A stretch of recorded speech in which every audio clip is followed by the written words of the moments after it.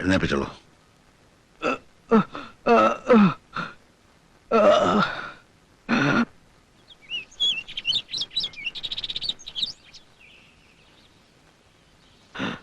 ഇനി എന്താണാവോ? ഇനി എന്താവാൻ? അല്ല, കൊണ്ടുപോട്ടെന്ന് ചോദിക്കായിരുന്നു. ആയിട്ടില്ല, കഷായം കൂടെ തരാം. അത് പാകാണേ ഉള്ളൂ. ഇരിക്ക.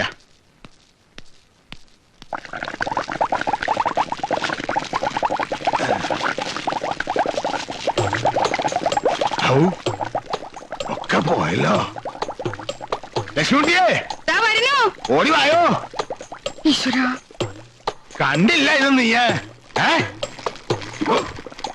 പാകം തെറ്റി. നീ ഇതൊന്നിനും കൊള്ളില്ല. എടുത്ത് കളാ വടക്കേ കുപ്പയിലേക്ക് ചെയ്യണം. അടുക്കളയിൽ ചായ തിളച്ചു തൂങ്ങിയപ്പോ ഒന്ന് ഓടിപ്പോയതാ ഞാൻ. അതുവരെ ഇവിടെ തന്നെ ഉണ്ടായിരുന്നു.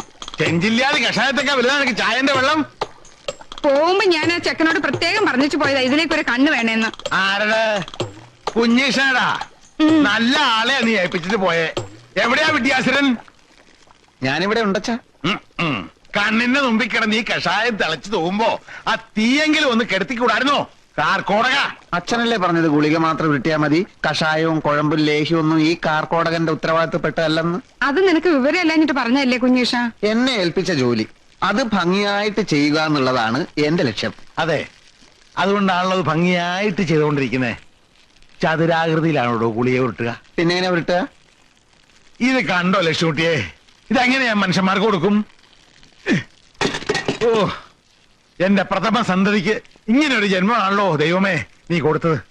അച്ഛാ, എന്നെ അങ്ങനെ ഇടിച്ചു താഴ്ത്തരുത്. എടാ, നിന്റെ അനിയൻ 3 മാസം കഴിയുമ്പോ MBBS പാസ്സായി വരും. അതിന് അന്ന് നീ ഇവിടെ ഈ ഗുളിയെ ഇങ്ങനെ ചതുരാകൃതിയിൽ ഉരുട്ടിയിരിക്കേ ഉള്ളൂ. എന്റെ കഴിവ് തെളിയിക്കാൻ അച്ഛൻ എനിക്ക് ഇതുവരെ ഒരു അവസരം തന്നിട്ടില്ലല്ലോ. എത്ര രോഗികളാ ദിവസം ഇവിടെ വരുന്നത്. ഒരു ചരങ്ങ് പിടിച്ചവനെങ്കിലും പരിശോധിക്കാൻ അച്ഛൻ എന്നെ സമ്മതിച്ചിട്ടുണ്ടോ? നല്ല കഥയായി. ചരങ്ങ് പിടിച്ചവനെ നീ ചികിത്സിച്ച് അത് കുഷ്ടായി മാറും.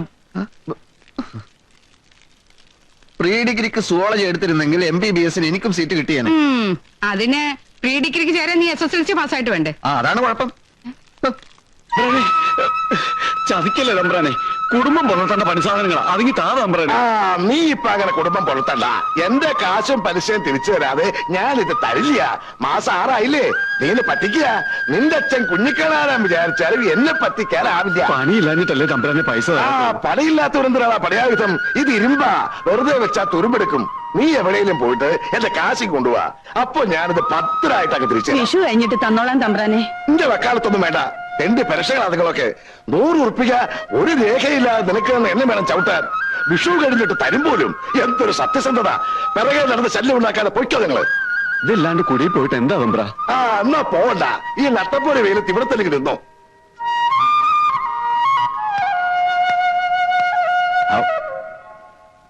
സമയം കഴിഞ്ഞല്ലോ. നീ എല്ലാരും നാളെ വരിക. ശരി. ആ ചെങ്ങാരമ്പള്ളിലെ 7000 മണ്ണ ഭരണിയിലെ കഷായം എടുത്ത് കൊടുക്ക. കാശോ? ഒന്നും വാങ്ങണ്ട, മെരിറ്റിനാണ്. താനിപ്പോ പലിശയ്ക്ക് പണം കൊടുക്കൽ നിർത്തി കിളക്കല് തുടങ്ങിയ? അളിയലല്ലേ പറഞ്ഞത് ഇവിടെ മുളക് വള്ളിയുടെ മൂട് കളിക്കാൻ ഒരു തൂമ്പയില്ലെന്ന്? ഒന്നല്ല, 3 എണ്ണം. എവിടുന്നായിട്ടൊക്കെ? വരുന്ന വഴിയില് ഒരു വിദ്വാൻ ഇത് വിൽക്കാന്ന് വെച്ചിരിക്കണു. അപ്പോഴാ അളിയൻ പറഞ്ഞ കാര്യം ഞാൻ ഓർത്തത്. ഉറുപ്പി 200 കൊടുത്തു. എങ്ങനെ കാശെടുത്തോട്ട് വാ, എന്നിട്ട് ഇതെടുത്തൊക്കെ അകത്തോട്ട് വെക്ക്. ഇത് പഴയതാണല്ലോ ശിവശങ്കര. പുതിയതല്ല. പുതിയതിനിപ്പോ എന്താ വില എന്നാ വിചാരം? ഈ സെക്കൻഡ് അല്ല. ഇത് ആ കരിയാത്തന്റെ ആണല്ലോ ആങ്ങളെ. അന്നൊരു ദിവസം അവനൂടെ കളിക്കാൻ വന്നപ്പോ ഇത് അവന്റെ കണ്ടു. കരിയാത്തത് തന്നെയാ. അവന്റെ കയ്യിൽ തന്നെയാ ഞാൻ വില കൊടുത്ത് വാങ്ങിയത്. ശിവശങ്കര, താനിത് വില കൊടുത്ത് വാങ്ങിയോ അതോ പിടിച്ചിട്ടോ? എന്താ കാശും പലിശയും തന്നല്ലേ, പിന്നെ ഞാൻ എന്താ ചെയ്യാ? അളിയൻ പറയേ. വെറുതെ അല്ല തന്നെ നാട്ടുകാര് പ്രാകുന്നത്.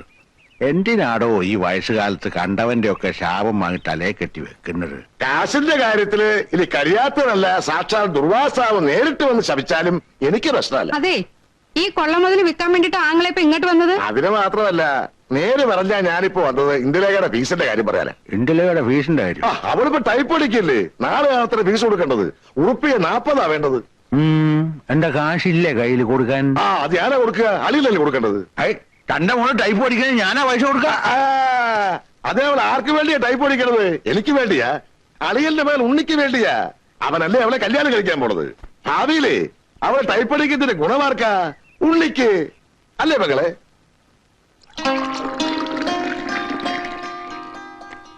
താൻ പറയണതൊക്കെ എനിക്ക് മനസ്സിലാകുന്നുണ്ട്. തന്റെ മോള് എന്റെ മോൻ ഉണ്ണിയും തമ്മിലുള്ള വിവാഹം നടന്നു കാണാൻ തന്നെ പോലെ തന്നെ ധൃതി കൊണ്ടിരിക്കും. പക്ഷെ മൂത്തവനായ കുഞ്ഞീഷിനെ നിർത്തിയിട്ട് എങ്ങനെയാ? നാട്ടുമര്യാദക്കെതിരല്ലേ ശിവശങ്കര? നാട്ടുകാരോട് പോയി പണി നോക്കാൻ പാടില്ല.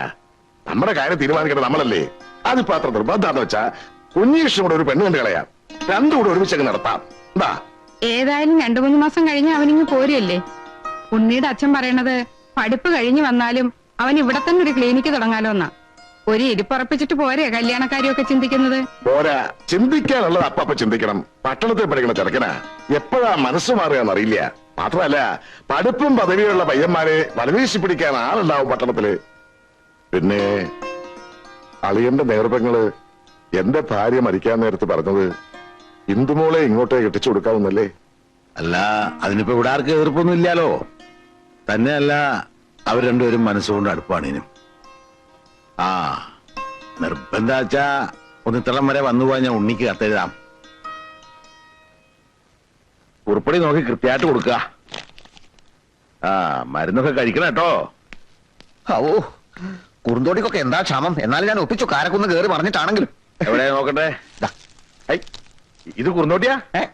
കൊണ്ട് കലടോ ചൊറിഞ്ഞ് ഭ്രാന്ത് പിടിക്കണ്ടെങ്കി നായിക്കൊറണ. ഒരു കുറുന്തോട്ടി കണ്ടാ മനസ്സിലാകത്ത നിന്നൊക്കെ എന്തിനു കൊള്ളാടാ കുതിര കണാരാ. കുറുന്തോട്ടി കണ്ടാ മനസ്സിലാവാൻ പറ്റില്ല. ഞാൻ ആദ്യം പറഞ്ഞില്ലേ കുറുന്തോട്ടി കിട്ടാനില്ല, ക്ഷാമാണെന്ന്. എടാ, നിന്നെയൊക്കെ സൃഷ്ടിച്ച് എന്നെ വേണം ചവിട്ടാൻ. പോടാ എന്റെ മുമ്പിന്ന്. എന്നാ ഇതിനെ കൊണ്ടുപോ.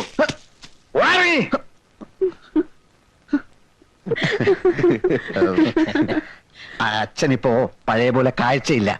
കുറുന്തോട്ടിയും നായ്ക്കുരനെയും കണ്ടാൽ തിരിച്ചറിയാനുള്ള കഴിവില്ല. മാത്രമല്ല, ചികിത്സാ രംഗത്ത് ഞാൻ അച്ഛനെ മറികടക്കുമെന്നുള്ളൊരു ഭയമുണ്ടേ.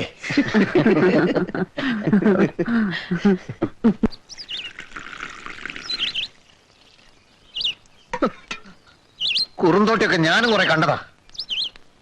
അഷ്ടാംഗ ഹൃദയത്തിലും സഹസ്രയോഗത്തിലൊന്നും കുറുന്തോട്ടിന്റെ ഫോട്ടോ എടുത്ത് വെച്ചിട്ടില്ലല്ലോ. നിനക്കെന്താ? അയാളോട് മര്യാദക്ക് പെരുമാറാൻ പറയണം. ആരോട്? മാധവ വൈദ്യരോട്.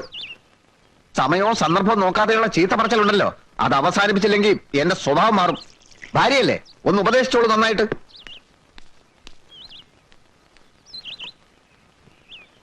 വൈദ്യരെ, വൈദ്യരെ, എന്താടോ?